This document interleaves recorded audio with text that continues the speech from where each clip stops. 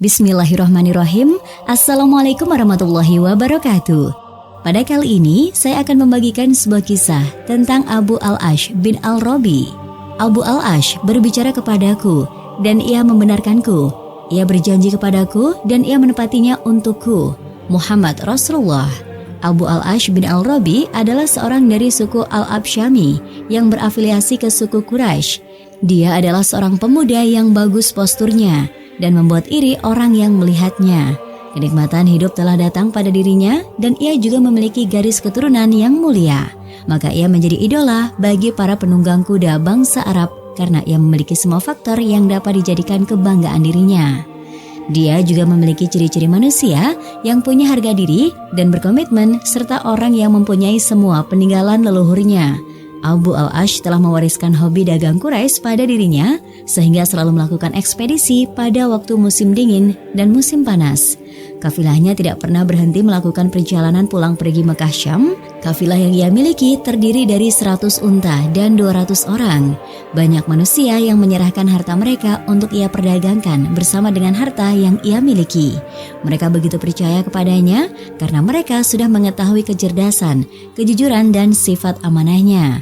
Bibinya yang bernama Khadijah binti Khuwailid, istri Nabi Muhammad bin Abdullah, menjadikan ia seperti anak sendiri.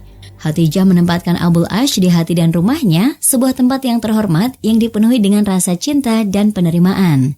Kecintaan Muhammad bin Abdullah pun kepada Abu Al-Ash tidak kalah dari kecintaan Khadijah kepadanya. Waktu berjalan, tahun demi tahun, menghampiri rumah keluarga Muhammad bin Abdullah. Anak putri tertua beliau yang bernama Zainab sudah beranjak remaja. Ia sudah mekar bak sekuntum bunga yang harum semerbak. Maka banyak sekali para putra pembesar Mekah yang hendak meminangnya. Bagaimana tidak? Padahal Zainab adalah salah seorang putri Quraisy yang berasal dari garis keturunan terpandang. Orang tuanya adalah manusia terhormat dan ia adalah gadis yang paling cerdas dan berakhlak di sana. Akan tetapi, bagaimana mereka dapat meminang Zainab? Sebab mereka terhalang oleh sepupu Zainab sendiri yang bernama Abu Al-Ash bin Al-Rabi yang juga seorang pemuda Mekah.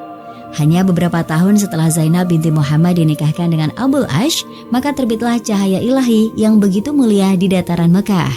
Dan Allah SWT mengutus nabinya yang bernama Muhammad untuk membawa agama petunjuk dan kebenaran.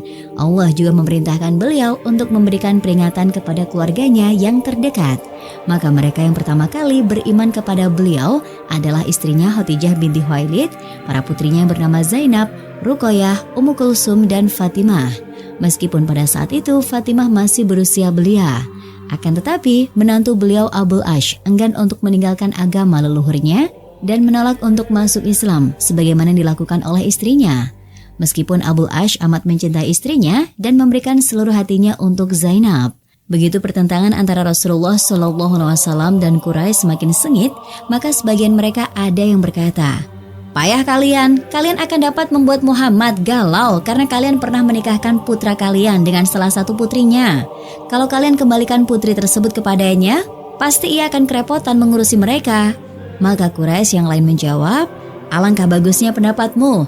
Lalu mereka mendatangi Abu Al-Ash dan berkata kepadanya, "Ceraikan istrimu, wahai Abu Al-Ash, dan pulangkan ia ke rumah orang tuanya. Kami akan menikahkanmu dengan wanita mana saja yang paling cantik dari suku Quraisy." Abu Al-Ash menjawab, "Demi Allah, aku tidak akan menceraikan istriku. Aku tidak mau menikahi semua wanita di dunia ini selain dia." Adapun kedua putri Rasulullah SAW yang lain yang bernama Ruqayyah dan Ummu Kulsum, mereka berdua telah dicerai dan dikembalikan ke rumah orang tuanya. Maka senanglah hati Rasulullah SAW dengan kembalinya kedua putri tadi ke pangkuannya, dan beliau berharap bahwa Abu Al-Ash akan melakukan hal yang sama. Namun Rasulullah tidak memiliki kekuatan untuk memaksakan kehendak tersebut. Dan lagi pula pada saat itu belum disyariatkan bahwa mengawinkan perempuan mukmin kepada pria musyrik adalah haram. Begitu Rasulullah SAW berhijrah ke Madinah dan beliau semakin memiliki pendukung dan kekuatan di sana, maka pihak Quraisy berangkat untuk membunuh beliau di Badar. Maka Abu Al-Ash pun turut serta dengan kondisi terpaksa. Sebab ia sendiri tidak ingin memerangi kaum muslimin, apalagi mengalahkan mereka. Akan tetapi posisinya di masyarakat yang membuatnya harus turut serta dalam keberangkatan ini. Perang Badar berakhir dengan kekalahan di pihak Quraisy yang telah mampu mengalahkan kekuatan syirik dan mematahkan punggung orang-orang yang kelewat batas. Sebagian dari mereka terbunuh, sebagian lagi tertawan, dan sebagian lagi menyelamatkan diri dengan berlari dari medan perang. Dan termasuk orang-orang yang menjadi tawanan adalah Abul Ash, suami Zainab binti Muhammad SAW. Rasulullah menetapkan tebusan atas para tawanan tersebut agar mereka dapat dibebaskan. Tebusan tersebut berkisar antara 1.000 sampai 4.000 dirham sesuai status dan kekayaan tawanan tersebut. Dan mulailah banyak utusan yang bolak-balik Mekah Madinah dengan membawa harta yang berasal dari uang tebusan tawanan. Maka Zainab pun mengirimkan seorang utusannya ke Madinah yang membawa uang tebusan atas suaminya Abul Ash. Dan sebagai tebusannya adalah kalung yang dihadiahkan ibunya Khadijah binti Khuwailid saat Zainab akan melangsungkan perkawinan. Begitu Rasulullah melihat kalung tersebut, maka wajah beliau langsung dirundung kesedihan yang mendalam. Dan beliau menjadi begitu kasihan kepada putrinya.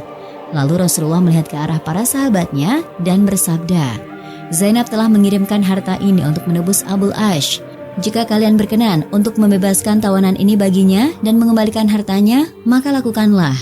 Maka para sahabat menjawab, baik, kami akan melakukannya agar hatimu senang, ya Rasulullah. Namun Nabi SAW mensyaratkan kepada Abul Ash sebelum beliau melepaskannya agar Abul Ash mau mengirimkan putrinya Zainab segera tanpa tunda-tunda.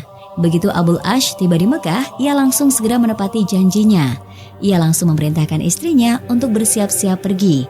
Dan ia memberitahu Zainab bahwa utusan ayahnya menunggu Zainab tidak jauh dari Mekah. Abul Ash juga menyiapkan bekal dan kendaraan buat Zainab.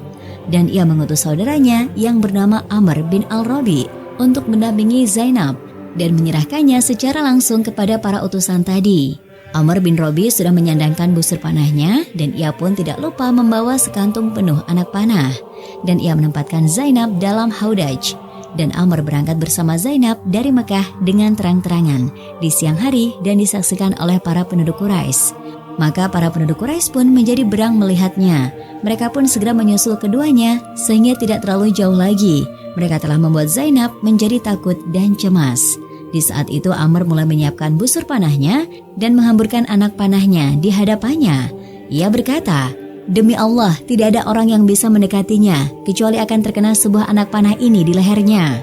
Amr adalah seorang pemanah handal yang jarang meleset. Lalu Abu Sufyan bin Harb menghampiri Amr. Abu Sufyan juga menyusul para penduduk Quraisy ini. Abu Sufyan berkata kepadanya, wahai keponakanku, tolong turunkan anak panahmu sehingga kami dapat berbicara kepadamu. Maka Amr pun menurunkan anak panahnya. Abu Sufyan berkata, langkah yang kau tempuh adalah keliru. Engkau telah membawa Zainab pergi secara terang-terangan dan diketahui oleh orang-orang dan mata kami menyaksikannya. Bangsa Arab semuanya telah mengetahui tentang kekalahan kami di Badar dan apa yang telah kami terima dari ulah ayahnya yang bernama Muhammad. Jika engkau membawa putrinya secara terang-terangan seperti yang engkau lakukan, maka para kabilah yang ada akan menuduh kita sebagai kabilah pengecut dan mereka akan menyebut kami sebagai orang yang kalah dan pecundang. Bawalah kembali ia pulang, biarkan ia menetap di rumah suaminya dalam beberapa hari. Sehingga bila orang-orang sudah mengatakan bahwa kami sudah pulih, maka bawalah ia pergi dengan sembunyi-sembunyi dan antarkanlah dia ke ayahnya. Dan kami tidak merasa perlu untuk menahannya. Maka Amr menerima usulan tersebut dan ia mengembalikan Zainab ke Mekah. Setelah beberapa hari, ia mengajak Zainab berangkat pada suatu malam dan ia menyerahkan Zainab kepada utusan ayahnya secara langsung sebagaimana yang telah dipesankan oleh saudaranya. Abul Ash masih tinggal di Mekah setelah berpisah sekian lama dari istrinya. Hingga beberapa saat sebelum terjadinya Fathu Mekah, ia pergi ke Syam dalam sebuah ekspedisi perdagangannya. Begitu ia pulang menuju Mekah dan saat itu ia membawa rombongannya yang mencapai 100 unta dan para pembantunya yang hampir berjumlah 170 orang. Mereka terhadang oleh sebuah pasukan Rasulullah SAW yang berada di dekat Madinah. Maka pasukan tadi mengambil barang-barang dagangan dan menawan para pembantunya. Akan tetapi Abul Ash berhasil melarikan diri dan tidak ditangkap. Begitu malam sudah semakin gelap dan Abul Ash pun berlindung dengan kegelapan malam. Ia memasuki Madinah dengan sembunyi-sembunyi dan penuh rasa takut. Ia terus berjalan hingga menemui Zainab. Ia meminta perlindungan kepada Zainab dan Zainab pun melindunginya. Begitu Rasulullah hendak keluar rumah untuk melakukan sholat fajar dan berdiri tegak di dalam mihrabnya, kemudian beliau mengucapkan takbiratul ihram dan semua orang pun mengikuti ucapan takbir beliau. Maka berteriaklah Zainab dari sofa perempuan sambil berkata, "Wahai manusia, saya adalah Zainab binti Muhammad. Aku telah memberi perlindungan kepada Abul Ash, maka kalian harus memberikan perlindungan baginya." Begitu Rasulullah selesai melakukan sholat, beliau menoleh ke arah manusia yang ada di belakangnya dan bertanya, "Apakah kalian mendengar apa yang telah aku dengarkan?" Mereka menjawab, "Ya, kami mendengarnya ya Rasul." Beliau lalu bersabda, "Demi jiwaku yang berada dalam kekuasaannya, aku tidak tahu hal tersebut sehingga aku mendengarkan seperti apa yang telah kalian dengar. Dan ia telah memberikan perlindungan kepada orang selain muslim." Kemudian beliau kembali ke rumah dan berkata kepada putrinya, "Berikanlah tempat terhormat kepada Abul Ash dan ketahuilah bahwa kamu tidak halal lagi bagi dirinya." Kemudian Rasulullah SAW memanggil para pasukan yang telah mengambil barang-barang dan menawan para pembantu Abul Ash. Rasulullah bersabda kepada mereka, "Orang ini adalah anggota keluarga kami. Sebagaimana kalian telah ketahui, kalian telah mengambil hartanya. Jika kalian berbaik hati dan mengembalikan harta yang ia miliki, maka itulah cara yang kami suka. Jika kalian menolak, maka harta tersebut adalah fai yang telah diberikan Allah kepada kalian dan kalian berhak atas harta tersebut." Mereka menjawab, "Kami akan mengembalikan harta tersebut kepadanya, ya Rasulullah."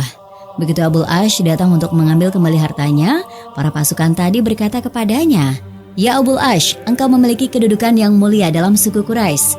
Engkau adalah sepupu Rasulullah sekaligus menantunya. Apakah engkau tidak mau masuk ke dalam Islam? Kami akan memberikan semua harta ini kepadamu, sehingga engkau akan merasa nikmat seperti engkau telah memilikinya saat di Mekah, dan engkau dapat tinggal bersama kami di Madinah." Abul Ash menjawab, "Alangkah buruknya ajakan kalian agar aku memulai agamaku yang baru dengan sebuah pengkhianatan." Kemudian berangkatlah Abul Ash bersama hartanya ke Mekah. Sesampainya di sana, ia membagikan hasil keuntungan kepada setiap orang yang ikut serta dalam permodalan. Lalu ia berkata, "Wahai bangsa Quraisy, apakah masih ada orang yang belum mengambil hartanya dariku?" Mereka menjawab, "Tidak, semoga Allah membalas kebaikanmu kepada kami. Kami mengenalmu sebagai orang yang menepati janji dan pemurah." Lalu Abul Ash berkata, "Karena aku sudah memenuhi hak-hak kalian, maka aku bersaksi bahwa tiada Tuhan selain Allah dan Muhammad adalah Rasulullah. Demi Allah, tidak ada yang menghalangiku untuk masuk Islam saat bersama Muhammad di Madinah, kecuali karena aku khawatir bahwa aku akan memakan semua harta kalian. Begitu Allah sudah mengembalikan harta tersebut kepada kalian, dan aku pun sudah terbebas dari harta tersebut, maka aku akan masuk Islam." Kemudian ia berangkat sehingga ia menemui Rasulullah SAW, dan Rasul pun menyambutnya dengan hangat.